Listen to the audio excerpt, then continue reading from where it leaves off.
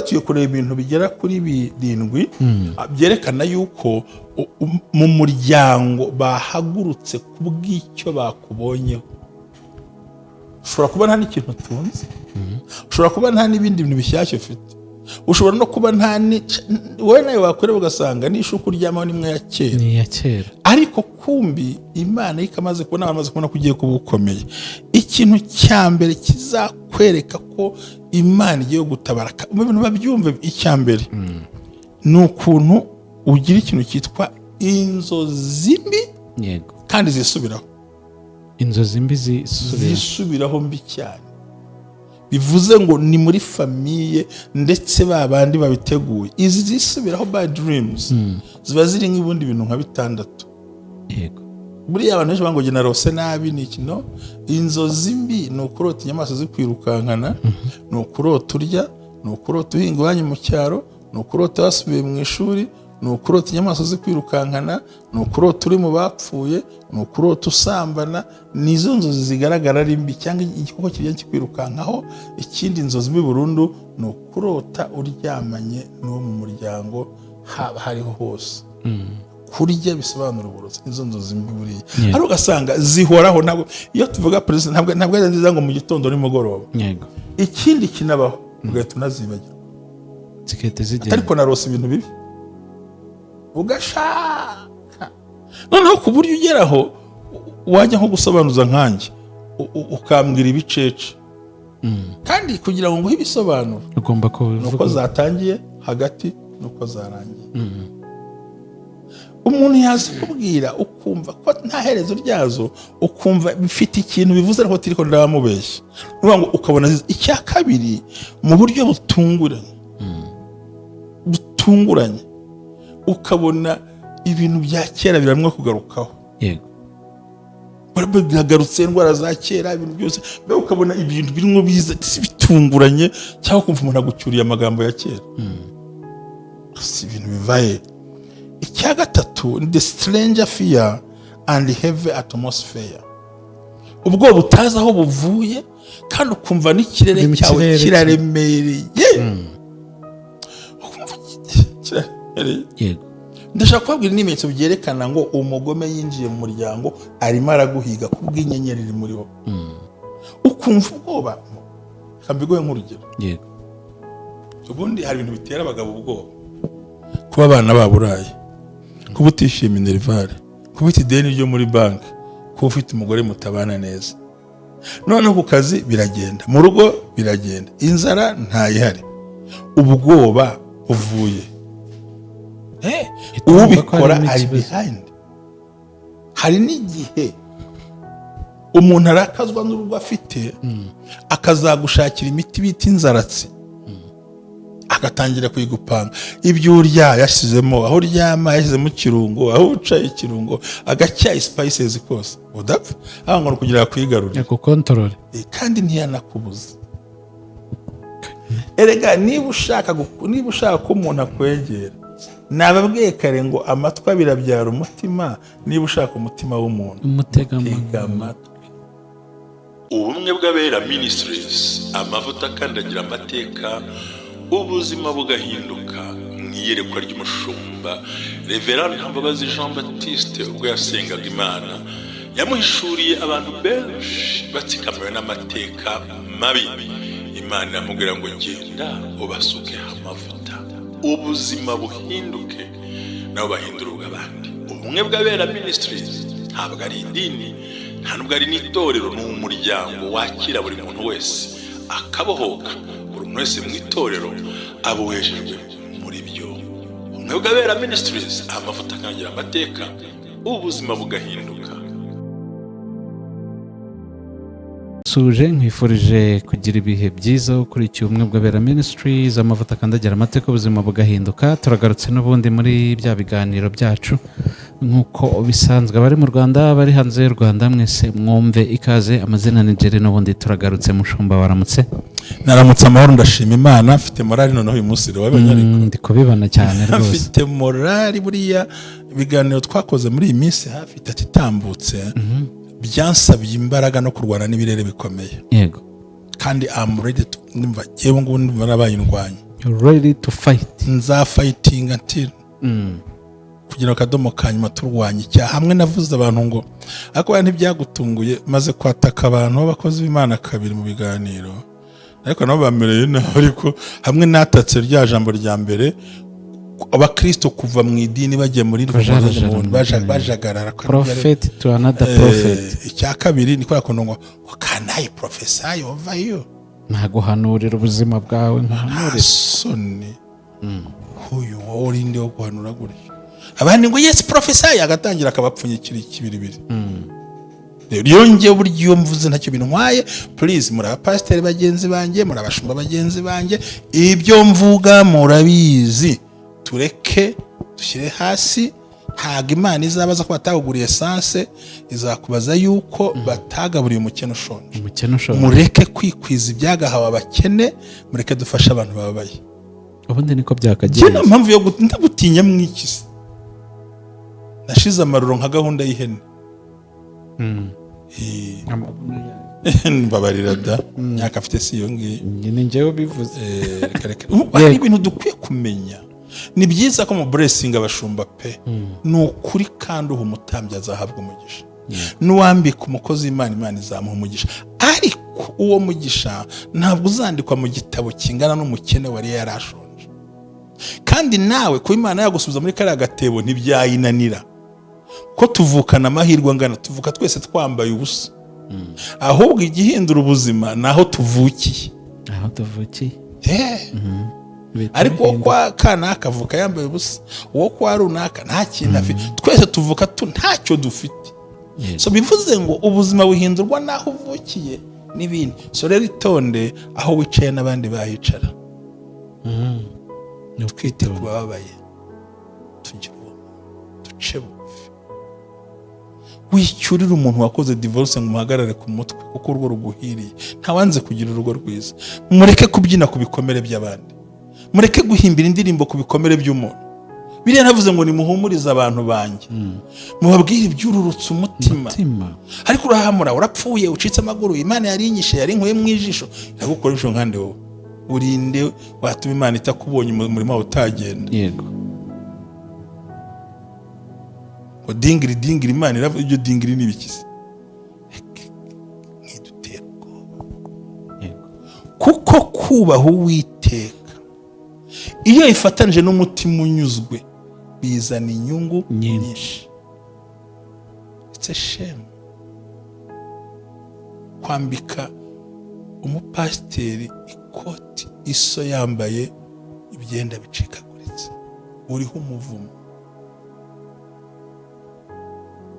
Kubanza umukozi w'Imana niyo wakuzanye ku isi. Umuntu wakwikuriye mu mubiri we agufiteho uburenganzira, nubwo yaba arya ubugoro, nubwo yaba nk'urwagwa, nubwo yaba ari umusinzi, niyo yagukuye mu nda nyine arakubyara nyine. Waje uri amazi aguhuza n'andi mazi uwo muntu. So agufiteho imbaraga zaba izo muri zo mu mwuka, yakuvuma bikakwakama, yakwanga ukangwa n'isi. Ibintu biba bikomeye, ntabwo biba byoroshye. Njyewe urabona ngiye kubaka inzu y'Imana, isi aranyagirwa, nyoka aranyagirwa, inzu y'Imana kweri. Inzu y'Imana ya mbere. Inzu mwayikuye, inzu y'Imana iri hano ku isi ni iyi. Imana yavuze ngo isi ni intebe y'ibirenge byanjye, mwanyubakira nzuki natura hano. Reka nkubwire Jerry, nubwo ngiye kuvuga ku kiganiro kivuga ngo ibimenyetso byerekana ko umuryango waguhagurukiye, ariko mbere yo kuguhagurukira ukurwanya cyane kandi bakakurwanya nabo mucece. Ndaje mbibasobanurire. Ikintu cya mbere, mureke dukura ababyeyi amarira, dukora ibyo dushoboye. Yego. Bidashoboye tubyihorere, ntabwo Imana izabitubaza. Sibyo? Yego. Imana itugirire neza. Ibintu byo harakwiye ko duhaguruka duhoza amarira y'abantu. Wateye inda ahantu, wabyaye umwana ntumwitaho, none ngo uratanga icya 10 mu rusengero. Ntabwo kibarwa. Uwawe wicwa n'inzara hariya. Ntabwo bikunda. Hari umwana uvuga atari ko data yampemukiye kubera iki?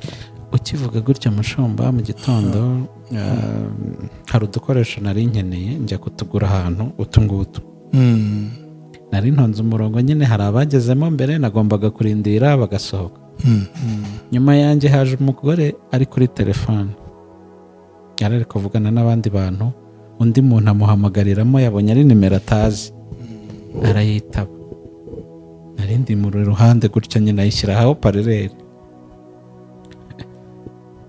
telefone iramubaza ryari ijwi ry'umwana nyine uwumva ijwi uhita wumva nyine ikigero cy'umwana imyaka nk'itanu 3 gutyo muri icyo kigero yamubajije ngo mama ngo kuki wadutaye agira isoni ayikoraho parereri ahita agenda ataguze icyo yaraje kugura ahita azamuka n'umujinya mwinshi icyo si cyo cyambabaje ahubwo nababajwe iryo jwi noneho n'icyo umubyeyi yamusubije ngo uzabaze sko impamvu nabataye uko nyine arakomeza aragenda ubwo urumva yahise arenga sinumvise ibindi yongeyeho umwana ngo mama urumva yahamagawe na telefone urumva byari mu gitondo yarazi ko wenda ari abantu bo mu kazi sinzi abwira uwo bari kuvugana ngo nkupira nitaba uyu muntu yumvise ngo mama kuki wadutaye ahita avuga ngo kanango ninde ukubwiye ibyo bintu uri kuvuga ahita agenda nyine ageze ruguru ngo uzabazwe ko impamvu nabataye ngombera ukavuga iki kasabye nde kuza ku isi uwo mwana ubwo nyine urabivuze mpita nibuka ko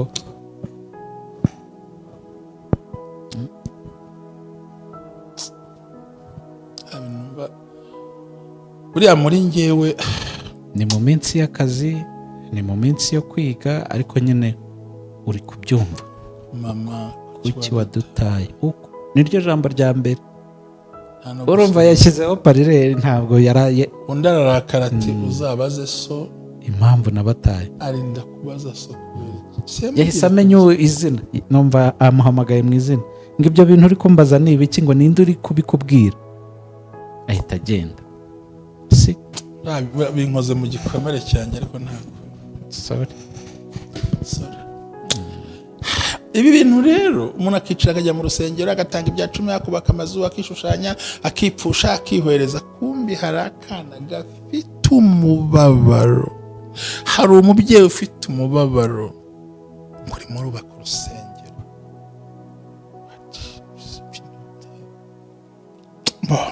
ibi bintu yego ndabikubwira kandi uzareba bavuga ngo yego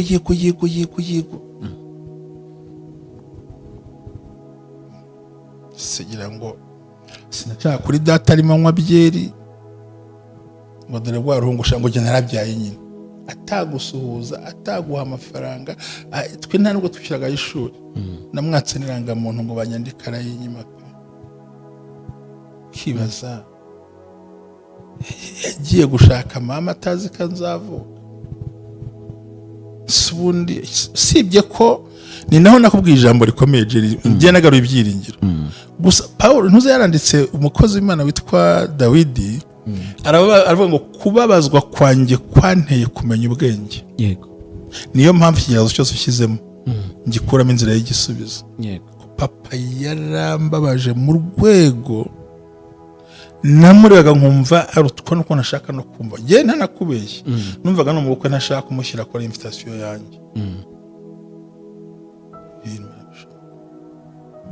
ariko uranyumva ishyiraho ndatuza urumva mama kuki wadutaye yabazaga ambwa ati hangane mwana wanjye n'ubuzima nzaza mbarebe ngo uzabaze so nicyo gisubizo kuki se waryamaga ukamera kugeza yamantuze kugira ngo bigende kuri igihe cyose wemeye kugeza yamantuze nuko ibintu bikagenda kuriya jya urwana n'ingaruka nazo ni ukuri hari abana bafite ibikomere mu mitima birenze iki kintu cyo gutabwa uri muto ni igikomere umuntu no gusaza atabasha gukira uzi ikintu kikuvura ni ukubyara abana wowe ukababonera ubushobozi nibura urukundo iwanyu batagukunze ukarumarira mu bana bawe nibwo ushobora gukira igikomere. So rero tugiye kureba ibintu bigera kuri 7 byerekana yuko mu muryango bahagurutse kubw'icyo bakubonyeho.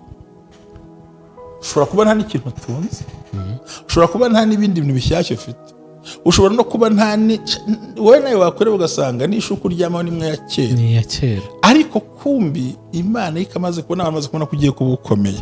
Ikintu cya mbere kizakwereka ko Imana igiye gutabara mu bintu babyumve, icya mbere ni ukuntu ugira ikintu cyitwa inzozi mbi kandi zisubiraho. Inzozi mbi zisubiraho mbi cyane, bivuze ngo ni muri famiye ndetse babandi babiteguye. Izi zisubiraho bad dreams ziba ziri nk'ibundi bintu nka 6. yego, buriya abantu benshi bango narose nabi ni kino. Inzozi mbi ni ukurota inyamaswa zikwirukankana, ni ukurota urya, ni ukurota uhinga iwanyu mu cyaro, ni ukurota wasubiye mu ishuri, ni ukurota inyamaswa zikwirukankana, ni ukurota uri mu bapfuye, ni ukurota usambana. Nizo nzozi zigaragara ari mbi, cyangwa igikoko kirya kikwirukankaho. Ikindi inzozi mbi burundu ni ukurota uryamanye n'uwo mu muryango hariho hose. Kurya bisobanura uburozi, nizo nzozi mbi buriya. Ari ugasanga zihoraho. Ntabwo iyo tuvuga president ntabwo ari nziza ngo mu gitondo nimugoroba. yego, Ikindi kinabaho ugahita unazibagirwa, zikahita zigenda, ariko narose ibintu bibi ugashaka noneho ku buryo ugeraho wajya nko gusobanuza nkanjye ukambwira ibicece, kandi kugira ngo nguhe ibisobanuro ugomba kuvuga nuko zatangiye hagati nuko zarangiye. Umuntu yazikubwira ukumva ko nta herezo ryazo, ukumva bifite ikintu bivuze ariko tiriko ndamubeshya, nuvuga ngo ukabona. Icya kabiri, mu buryo butunguranye ukabona ibintu bya kera biramwe kugarukaho. yego, biragarutse, indwara za kera, ibintu byose, ukabona ibintu birimo biza bitunguranye, cyangwa kumva umuntu agucyuriye amagambo ya kera. Si ibintu bivaye. Icya gatatu ni the stranger fear and heavy atmosphere. Ubwo butazi aho buvuye kandi ukumva n'ikirere cyawe kiraremereye. yego, ndashaka kubabwira n'ibimenyetso byerekana ngo umugome yinjiye mu muryango arimo araguhiga kubw'inyenyeri iri muri wowe. Ukumva ubwoba. Kambigoye nk'urugero. yego, ubundi hari ibintu bitera abagabo ubwoba: kuba abana baburaye, kuba utishimiye minerivare, kuba ufite ideni ryo muri banki, kuba ufite umugore mutabana neza. Noneho ku kazi biragenda, mu rugo biragenda, inzara ntayihari, ubwoba buvuye. Ubikora ari behind. Hari n'igihe umuntu arakazwa n'urugo afite, akazagushakira imiti bita inzaratsi, agatangira kuyigupanga. Ibyo urya yashyizemo, aho uryama yashyizemo ikirungo, aho ucaye ikirungo, agacyayi spices kose, udapfa ahangana kugira kwigarurira ku control. Kandi ntiyanakubuza. Erega niba ushaka ko umuntu akwegera, nababwiye kare ngo amatwi abiri abyara umutima. Niba ushaka umutima w'umuntu, umutega amatwi, umwumve, muha igihe cyo kumwumva. None urabona ahangaha rero iyo stranger fear or heavy atmosphere ubu ije gute? Nta deni urimo, wishyuye, nta kibazo ufite, wahuye n'abantu, wabikoze neza, ibintu biragenda, mu rugo nta ngorane, wishyuye ibintu byose, nubwo utarabyishyura hari uko uteganya. Kuki ufite ubwoba? kiba ari ikibazo gikomeye.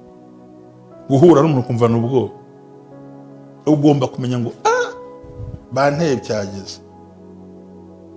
Ikindi kintu cya kane giteye ubwoba nicyo twita unexplained illness. Uburwayi budasobanutse, udafite ibyo usobanura. Ninde wabyimbye itamani we, ninde akaguru ni mbega ku buryo usikibaza iyi burwara budasobanutse ni bwo kuki. yego, iyo tuzuta ngo budasobanutse, udafitiye ibisobanuro, ukumva warwaye kandi nta busobanuro bw'indwara ufite. niteye ubwoba. yego, Ikindi cya gatanu cyerekana yuko mu muryango Satani yahagurutse arimo akoresha abantu ni seeing someone in your dreams every day. umuntu buri umuntu uhora ubona umuntu umwe mu nzu, uhora ubura buri muntu mu nzu zawe zose, ahora agaruka muri izo yagaruka mu nzu zawe zose. Faut faire attention, si uko ugaruka arimo guhemukira, ariko nawe yaba igikoresho cya sekibi. Iyo usanze ari umuntu uri close nawe, utangira kwiruka uvuga uti ubwo mfite akazi databuja yanyirukana. yego, ko burya hari umuntu uri close ariko mudahuje umutima, Yego. atanagukeneye, mudahuje ariko atanagukeneye ariko agushaka. Erega buriya se Yesu ndeba Jerry bana mudukurikira igihe mvuga akantu jagata ndeba nkahita mushaka kumbwira, ushobora kuba udakenewe, ubwo mpita mbihuza n'ibyo mbona na situation. uruvanga ubundi muri make Jerry ntitumukeneye, yego, ariko turashaka product. So yego, muri make nta promotion wabona, uguma hahandi, kuko ntushaka ariko bakeneye bya bindi. So rero iyo umaze kubona seeing someone in your dreams every day, suddenly hated or conflict for loves one. amakimbirane yaturutse hagati y'abantu mwuzuraga cyangwa mwuzura gutanabizi, ukabona umuntu abyutsa gutuka, ukabona ubyutsa kwanga, ukibaza icyo mwapfa, umuntu akaboroka fone yawe, undi ukumva atakana katwuzuraga we byagenze biti mu buryo butunguranye. abo mwuzuraga, abo mwavuganaga batangiye kukwanga, batangiye no gukura intambara hagati muri wowe.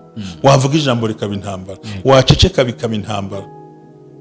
Warabibonye ariko hari igihe uvuga bikaba iki intambara, waceceka bikaba intambara, waryumaho ngo arasuzugura, waseka ngo arashwanyutse, wafunga umunwa ngo yabyimbye. Ubundi nta munoza we ukunda iki? nta munoza bari nta munoza. Sasa rero iyi ntuze suddenly hated or conflict loves one, akenshi hari abantu utabanahagwa kuri iyi ngingo. Ati nakana yabikora se kuyatabikora se n'umuntu kandi being yahinduka. Igihe cyose wicaranye n'ikiremwa muntu, jya witegura ko cyanahinduka isaha iyo ari yo yose. Uko ni ku bwenge bumenyesha, bumbwira ko umuntu abasha guhinduka any time. Ariko kabutindi yitwa amarangamutima, yego, ikambwira ngo kanaka ntiyabikora, we ngo ari special. Wapi? umuntu wese biba bishoboka. umuntu wese urumva nkuriye we ngura anerekereke birashoboka. Ikindi cya abo cyangwa urugero nuvuga ngo abo mukundana, abo mwakoranaga, umuyobozi wawe, umwagiye gushakana, uwo mwapanze uko muzabana, uwo mwahanye gahunda, ukabona baraguhindutse, bisubiyeho nta kandi bakavuga amagambo mabi. Ikindi cya karindwi, gutangira kumva amagambo yawe wagiye ubwira abantu yatangiye kujya hanze akugarukiye, kandi akagaruka atavuzwe n'uwo yabwiye. Icyanyuma ngiye gusorezaho ni spiritual blockage or prayer weakness.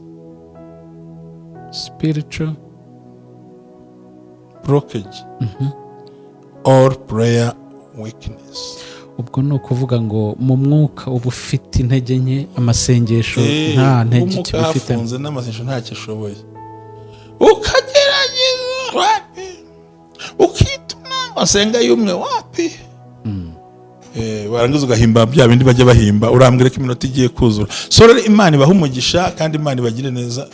Njyewe mbere yuko dusozana ahangaha, wenda sinzi nimba hari ikintu watubwira kuri ibi ngibi,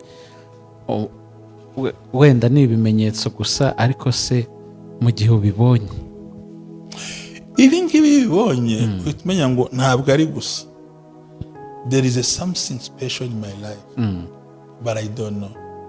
Hari ikintu kiri muri nge ariko sinkizi. Hari uwo ngiye kuba we ariko simbizi.